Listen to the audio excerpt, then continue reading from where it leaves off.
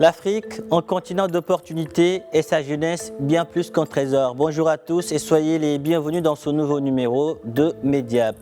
Nous posons cette semaine nos valises sur la grande île Madagascar. Une fois sur place, poussons les portes de Saina.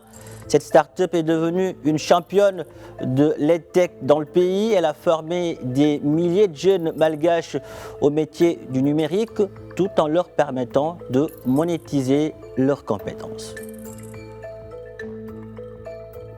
Si Saina, qui signifie intelligence en malgache, a pu voir le jour, c'est parce que derrière, il y a une jeune et son équipe qui n'ont pas compté les heures de travail. Après tout, c'est normal quand on se surnomme la reine du codage en Afrique. La cofondatrice de Saina est notre invitée aujourd'hui. Elle est en direct de Paris. Bonjour Matina. Bonjour Fab, bonjour à tout le plateau. Alors Matina, derrière la naissance de Saina se cache une histoire, une très longue histoire d'amour entre vous et votre pays Madagascar, mais aussi entre vous et votre continent, l'Afrique. Alors, quelle est cette histoire si inspirante que nos téléspectateurs, je le sais, sont si impatients de connaître?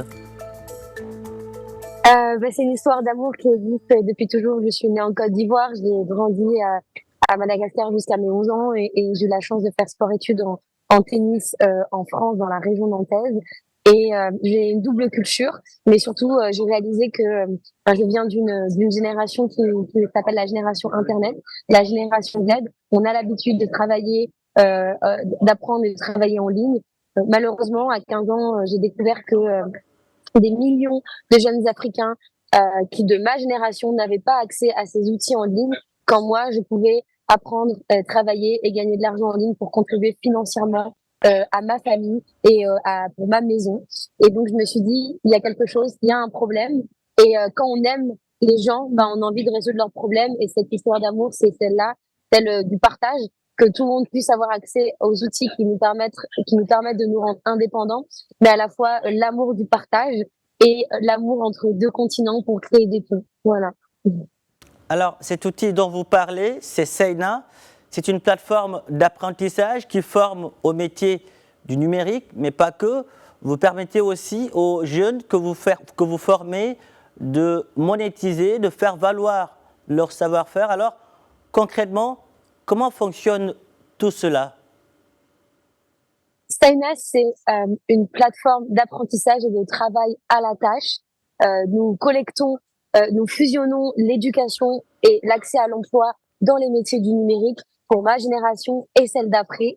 Saina, en très simple, c'est un système qui collecte les besoins réels des entreprises. Nous les transformons en parcours personnalisé d'apprentissage avec des activités de travail intégrées, permettant à nos apprenants de transiter entre apprentissage et travail pour gagner du revenu de manière simple.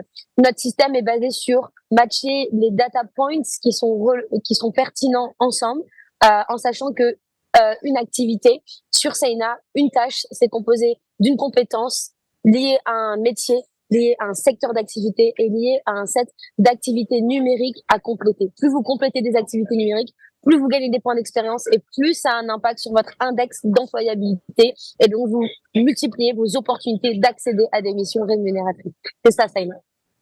Alors, si je comprends bien, avec votre école, un jeune malgache peut être formé, faire valoir ses compétences, être rémunéré sans déposer son CV dans une structure. C'est bien cela? Absolument. Nos élèves commencent sur leur parcours d'apprentissage à partir du premier module qui s'appelle Discovery. Donc, ce sont les fondamentaux du numérique. Les meilleurs élèves, au bout de 1 mois, arrivent à générer 150 à 200 euros sur des plateformes comme Fiverr ou Upwork et s'acheter leur premier ordinateur.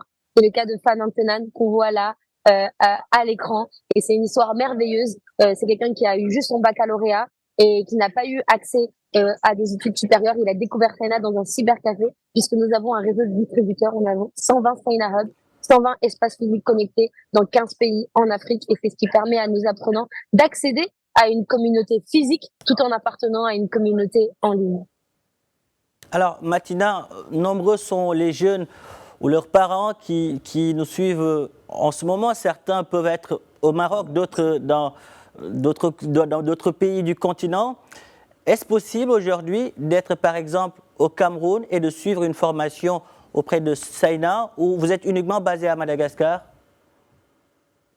Non, aujourd'hui, pour tous les papas et les mamans qui nous regardent et qui ont envie d'investir dans le futur et l'éducation de leurs enfants et ne pas se ruiner, Sena est votre solution. Donc, c'est à partir de 9,90 € par mois. Vous accédez à toute notre plateforme d'apprentissage avec des activités intégrées à l'intérieur et c'est disponible partout, dans tous les pays du monde. Vous pouvez régler avec votre carte bancaire et dans certains pays directement en mobile money. Alors, aujourd'hui, que représente Saina en termes de chiffres, Matina? Saina, aujourd'hui, c'est plus de 7500 apprenants qui utilisent notre freemium modèle. On a eu plus de 3000 femmes qui travaillent et apprennent depuis chez elles grâce à notre système. Saina, c'est plus de 41 000 heures de travail déployées pour une centaine d'entreprises, leur permettant ainsi de compléter leur digital job to be done, c'est-à-dire leur activité, leurs tâches numériques pour se transformer, pour, on va dire, accueillir la transformation numérique en tant qu'entreprise. Mais Saina, c'est aussi une valorisation qui a été multipliée par plus de 10 en 7 ans. Et voilà, on va dire que en quelques chiffres, je peux dire ça. Et en termes de chiffre d'affaires? En termes de chiffre d'affaires, aujourd'hui, Saina, on a généré plus de 2 millions d'euros de chiffre d'affaires et on grandit sereinement. On a levé 1,3 million de dollars en 7 ans et nous avons généré plus de 2 millions de dollars de revenus. Matina, aujourd'hui, la tech, nous le savons, est un secteur en plein essor. De nombreux investisseurs s'y intéressent, mais il y a encore des efforts à faire, surtout du côté de nos États en termes d'infrastructures, de financement. Aujourd'hui, quel regard jetez-vous sur l'évolution de l'EdTech en Afrique? Absolument. D'abord, il faut savoir qu'on a vécu une crise majeure pour les EdTech en francophonie. On a eu une quarantaine d'EdTech qui sont mortes et c'est pas facile. Deuxièmement, il faut dire aussi que les EdTech essaient de résoudre un sujet qui est quand même très étatique et relève en fait du gouvernement, l'éducation. Mais aujourd'hui, quand on arrive à avoir des partenariats et développer des partenariats publics-privés, alors l'impact se multiplie. Et c'est le cas aujourd'hui de Saina. Nous travaillons avec l'Union africaine via un programme qui s'appelle Skills Initiative for Africa au Togo, où nous formons 1000 personnes et nous déployons plus de 16 Saina Hubs dans tout le Togo. Mais c'est aussi le cas avec le gouvernement de Madagascar via son université, le CNTMAD. Grâce à la Banque mondiale, nous accompagnons aujourd'hui le CNTMAD à se numériser et aussi à accueillir des dizaines de milliers d'apprenants chaque année dans leur établissement, en présentiel, mais aussi en ligne. Nous le savons, vous aspirez, Matina, à faire de votre start-up, de Saina, un leader de l'éducation numérique en Afrique. Quelles sont les prochaines étapes concrètes que vous comptez franchir pour atteindre cet objectif si ambitieux?